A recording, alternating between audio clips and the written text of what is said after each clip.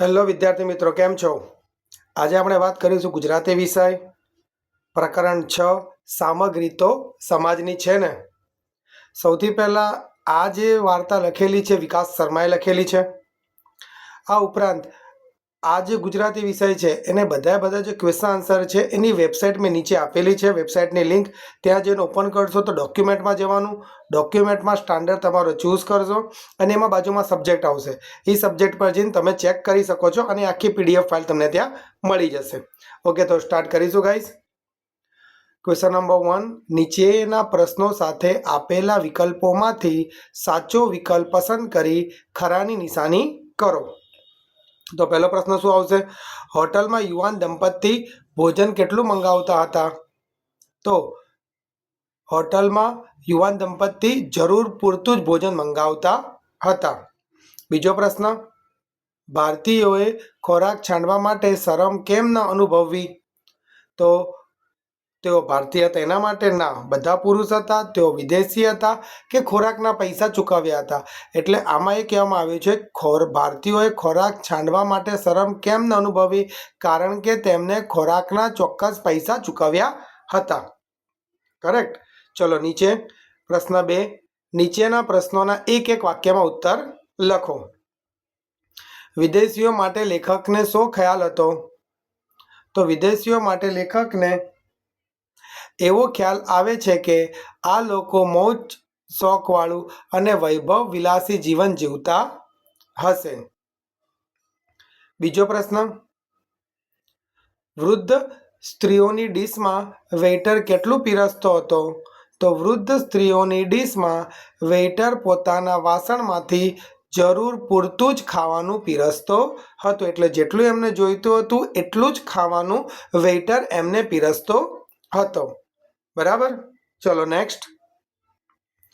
નીચેના પ્રશ્નોના 2-3 વાક્યમાં ઉત્તર લખો. તો શું આવશે એમાં કે વૃદ્ધ સ્ત્રીઓએ ખોરાક છાણનાર માટે શું કર્યું?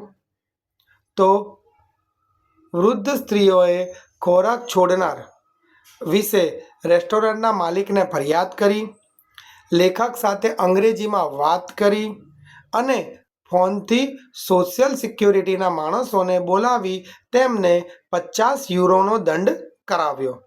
યાદ રાખજો આ પ્રશ્ન ફરી એકવાર.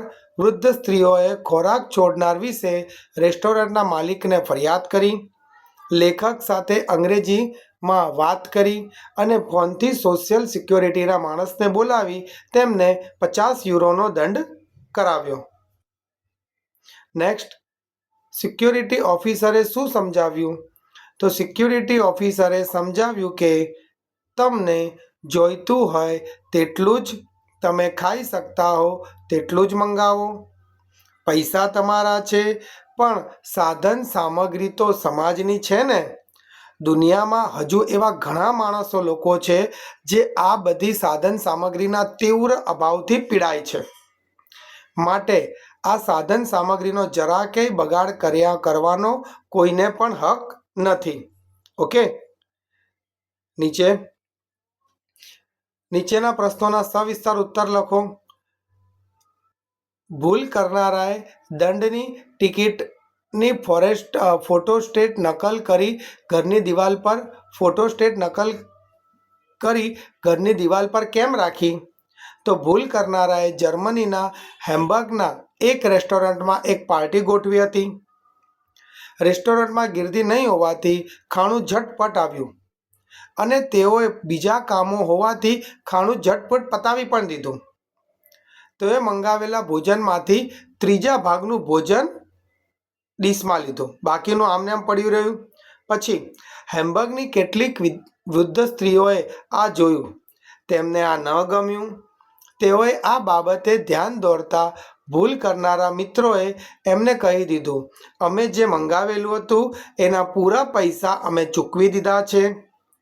અમે કેટલું ખાધું કેટલું છોડ્યું તેની તમારે શી નિસ્બત? પેલી વૃદ્ધ સ્ત્રીઓમાંની એકે ફોન કરી સોશિયલ સિક્યુરિટીને બોલાવ્યો. જે બન્યું તે જાણીને તેણે ભૂલ કરનારાઓને 50 યુરોનો દંડ કર્યો અને કડક અવાજમાં કહ્યું, તમને જોઈતું હોય તેટલું જ તમે ખાઈ શકતા હો તેટલું જ મંગાવો. પૈસા તમારા છે પણ સાધન સામગ્રી તો સમાજની છે ને. જરી કંઈ બગાડ કરવાનો તમને હક નથી.